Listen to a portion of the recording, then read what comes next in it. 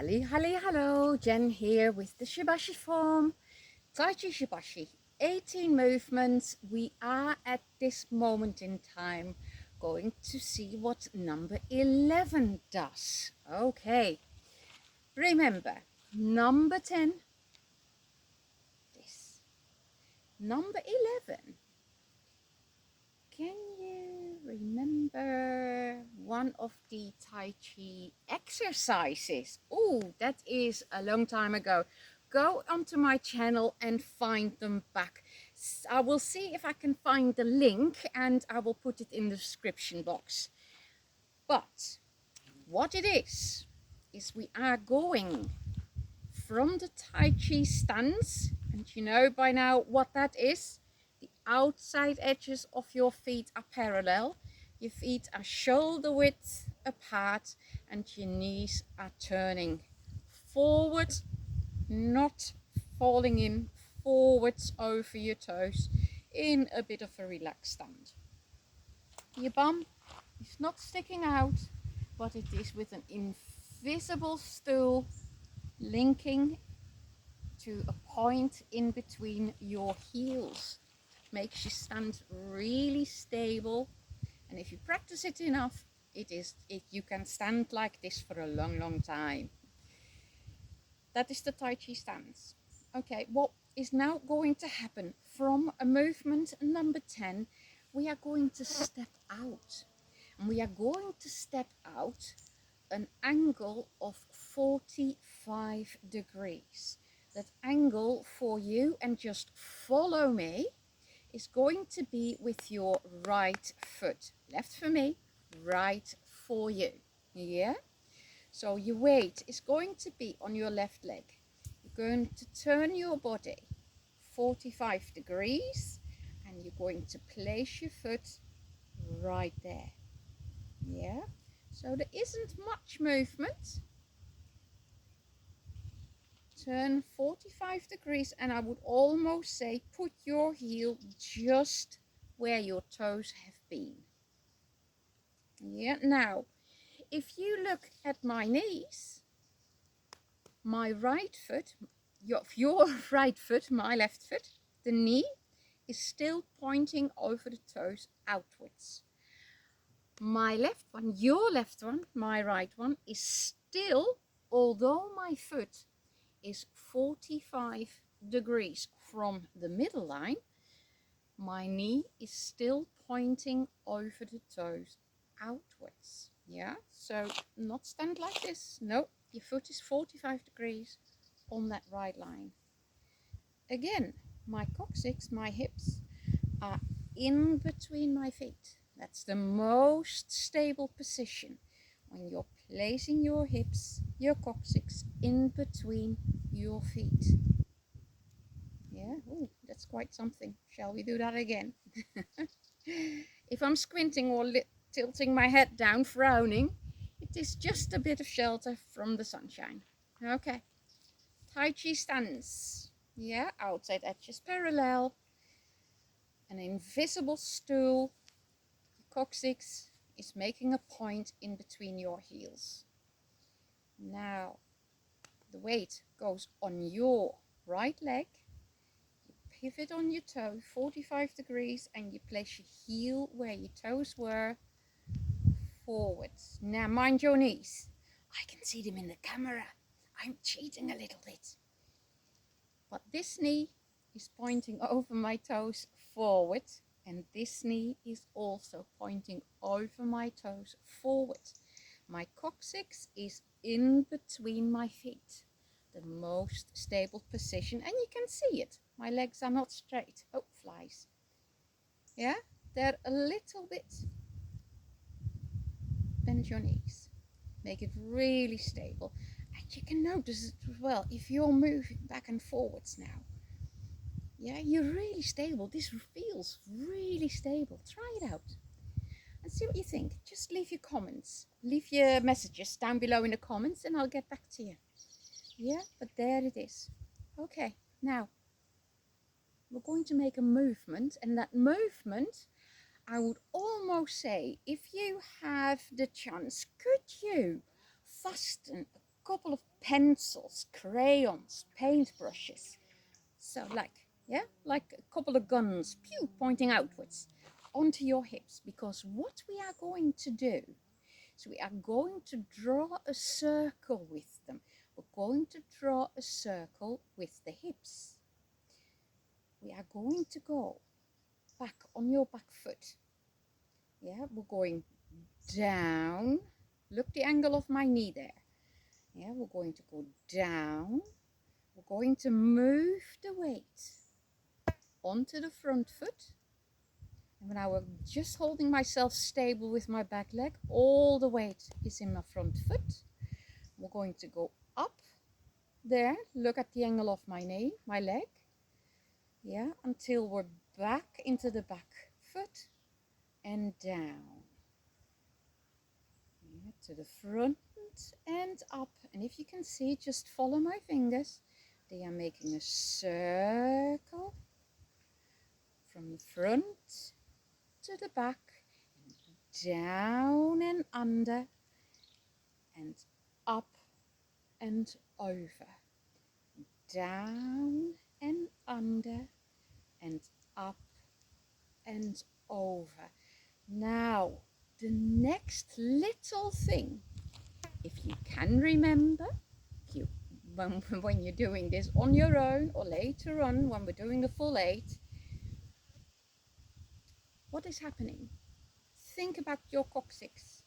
Connect it now in the back foot. Sit on your back foot and connect your coccyx, your tailbone, just behind the heel of your foot.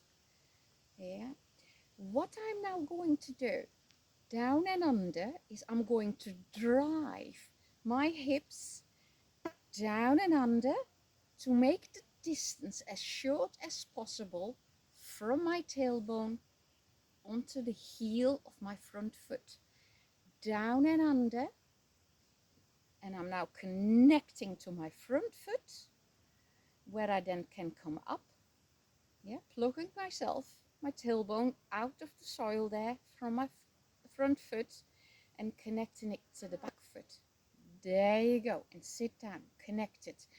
Drive your tailbone to the front heel, disengage, come up, connect your tailbone to the back foot and sit down.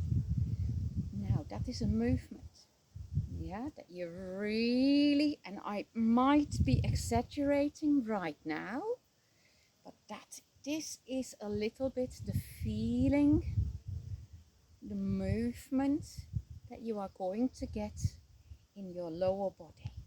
Can you see that? Any questions? Pop them down below. Any feeling? Wonderful. Now, in a lot of the movements, we've been working on the hips, the hip first and the upper body following. Hip first, upper body following. You have exactly the same in this movement as well. Okay, now with your lower body, go and connect to your back heel. Sit down there. When my lower body is starting to find that connection with my front foot, my lower body is going first and my upper body is following. Here also I'm coming up out of my front foot while seeking connection with my tailbone to the heel of my back foot. My body is still to the front. And now when I have connection, I can very safely put my upper body on top of my lower body. Seek that connection. Hips are going first. Connect with the front foot and the body is following. Come up and over. I will exaggerate this now for a little bit. Yeah? Okay, so what is happening is this. That is very much exaggerated. Yeah? This is what is happening. That feels what is happening. Of course, you don't leave your upper body there because that makes you very much out of balance, and that is not what you want. You want stability. Stability. Yeah? So what is most stable is that first of all, do you know what? Think about a marble column and you have to put a very heavy marble bust ahead with just this pad on top of that column. If that lower pad is a bit wobbly, what do you think for problems you're going to get putting that big bust on top of it? First of all, make sure that your lower column is stable, and only then put the bust safely on top of it. Go forward, make sure the column is stable as it is here, and then the upper body will follow. Up and over, down and under. Up and over, down and under. Now, we've not even done anything with the arms. Let's do that. Okay. The next 3 movements, which will continue in other clips, is going to be from this position. The first one, this is movement number 11. We're going to push, from the back foot, down and under. See connection with your front foot. And my hands are going to stay there. Almost like I have someone here on this end. Suppose you're grabbing onto a forearm. Think about a forearm. Or if you can, put a chair there so you can hold yourself there on the chair. Now what's going to happen from the front? We're going to up and over, like I said, lower body first. Connect yourself with the back foot. And because I'm holding here onto the chair, my arms are lengthening. Yeah, my arms are lengthening. I am not pushing my arms out, but because I am moving my body, the arms are stretching out. Yeah, and now drive yourself back forward, and because my body is moving, my arms are shortening. Yeah, I've now got a knick in my arms. Look at my arms. I'm not quite sure. Can you? Yeah, you will be able to see your hands. I'm looking into the sunshine, so I can't see that much of the screen. But if my hands are here, I'm not supposed to move them. Yeah, from the front, see the knick of my arms, up and over. And my arms are lengthening because my body is moving. Down and under. My arms are back into a knick because my body is moving. Up and over, long. Down and under, short. Can you see that? And now it becomes a bit of a wave. Yeah, a bit of a wave if everything comes together. Yeah, wonderful. Okay, that was a long explanation, wasn't it? So much to think about. But let's take a deep breath, 2 of them as we do normally. Just repeat movement number 10 2 times before we are going to change that position into movement number 11. Are you ready? Okay, 2 deep breaths to calm yourselves down.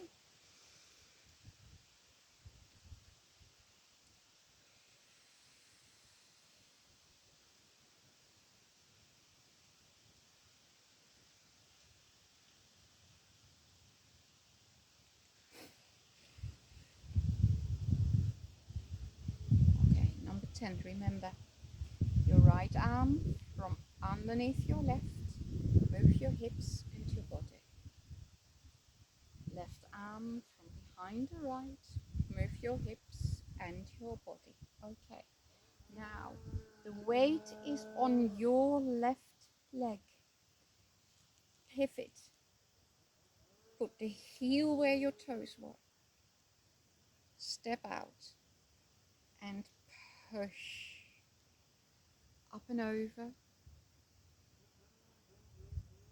And shorten your arms. Up and over. Down and under. Up and over. Down and under. Up and over.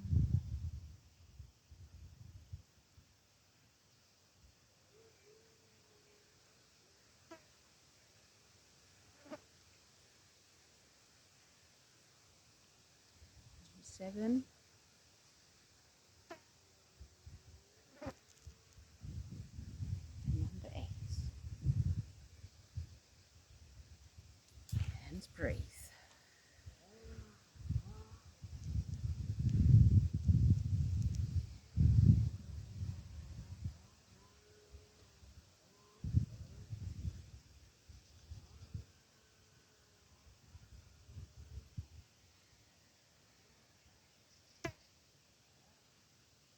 Wonderful, well done. Now, I know that this has been a lot of information, a lot of technical things to think about. That's why, you've heard me say it before, is why those movements are so slow as they are. Yeah, really think and feel your body. Feel what it is doing. Stretching my back muscles there and moving forward. Really using my leg muscles, my hip. Therefore also my tummy is engaged. And push. Push. And up and over. This is a difficult movement. Let alone that you have forms that you really are moving. Have you ever seen the film Calendar Girls? That is a different form. That is, they either do the 27 or 37 step form, 24 or 37 step form. It's also a form that I know how to do. That's how I started to train with that form. This Shibashi is a lot of forework, pre-work into that form. A lot of the movements that you are practicing right now, learning the techniques about, will come through into that form. It makes it so much easier if you are already know what to do and hold your body. Oh, I think a car is coming. So for now, it is ciao ciao, and I'll see you back in the next clip for number 12.